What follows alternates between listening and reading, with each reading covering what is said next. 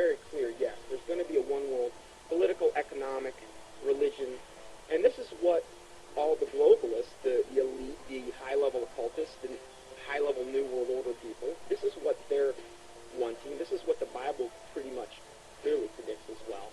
And this is obviously what we're moving to. The Freemason and one-world government advocate, Zbigniew Brzezinski, said the following in his work, Between Two Ages, quote, "The technotronic era involves the gradual appearance of a more controlled society. Such a society would be dominated by an elite, unrestrained by traditional values. Soon it will be possible to assert almost continuous surveillance over every citizen and maintain up-to-date complete files containing even the most personal information about the citizen." This admitted New World Order agenda to create a one-world government that rules over humanity is not only political, it is also spiritual and based on what is known as the New Age. This can be verified with irrefutable documentation. Most of the Christians doing this kind of work have been silenced, so I set out across the border to speak to the few researchers that are still left. There are not many researchers left who have not been deceived by the New Age. Speaking with these people helped confirm my position even more. The New World Order exists. The elite are occultists who adhere to New Age doctrines, and they are responsible for this new trend of discrediting Christianity, Jesus Christ, and the Christian New World Order researchers. There is a voluminous amount of data that I have obtained in my research on this subject. But after watching this production, do not believe me. Don't believe a word of what I'm saying. Do your own independent research and verify this for yourself.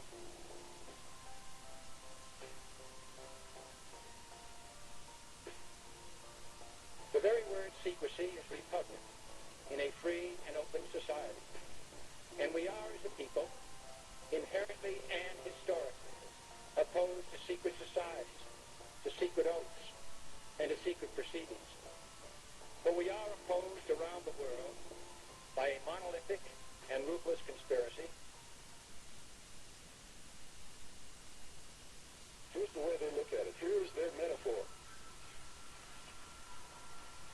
Adam and Eve were held prisoner in the Garden of Eden by an unjust, cruel, and vindictive God.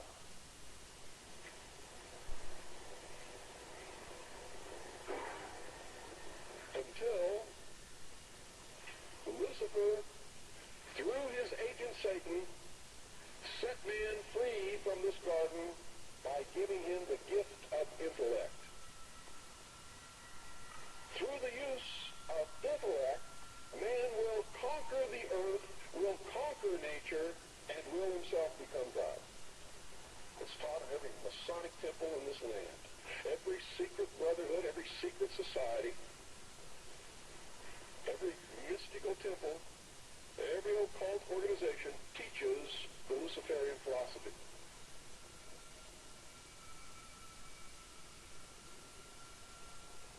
To understand the New World Order and the New Age worldview, we must go back into history and examine its origins. But first we must define our terms.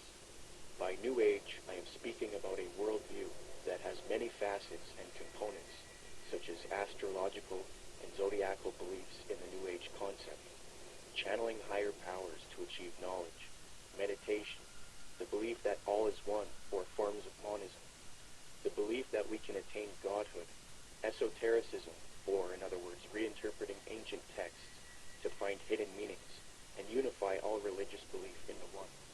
The belief that we need a one-world system for the coming age of Aquarius. By New World Order, I am talking about a political agenda to create a one-world system, one-world government, one-world economy, unity of humanity into one organism, control over humanity, and submission of the masses. But today, the largest countries of the world have agreed a global plan for recovery and reform. I think a new world order is emerging, and with it the foundations of a new and progressive era of international cooperation.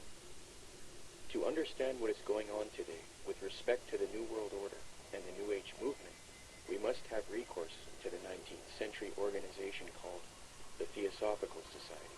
This organization in particular, among others, is largely responsible for the modern New Age movement and the political doctrine known as the New World Order. The founder of this organization was a woman named Helena Petrovna Blavatsky. Born August 12, 1831, Helena Blavatsky was very interested early in her life in the supernatural and the mythological. From 1848 to 1858, Blavatsky would travel the world to ascertain an understanding of the religious traditions of the world. She claimed to have traveled to South America, Egypt, Canada, France, Greece, Mexico, Tibet, India, Germany, and England during this time.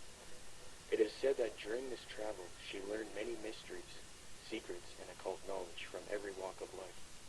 With all of this new esoteric information in her mind, she moved to New York in 1873. Then in 1875, she formed an occult organization called the Theosophical Society. She founded this society with two men, Colonel Henry Steele Alcott and William Quan Judge. According to Alcott, Theosophy already had thousands of members and branches all over the world by 1885.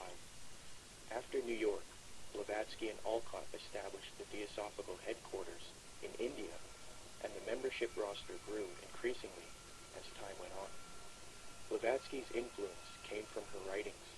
Her first book was entitled Isis Unveiled, published in 1877.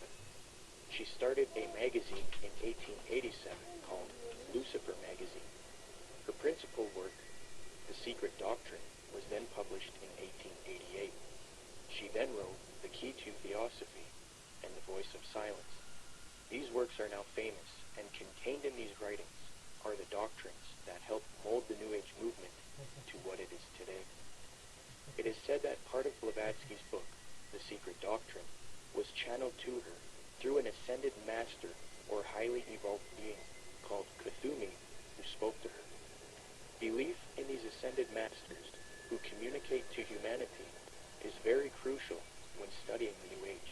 We will look at that doctrine later.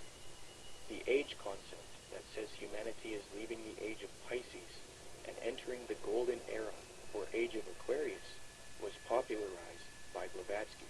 She taught Theosophists, at any rate, some of them who understand the hidden meaning of the universally expected avatars, messiahs, socioshis, and Christs, know that it is no end of the world, but the consummation of the age, i.e. the close of a cycle, which is now fast approaching.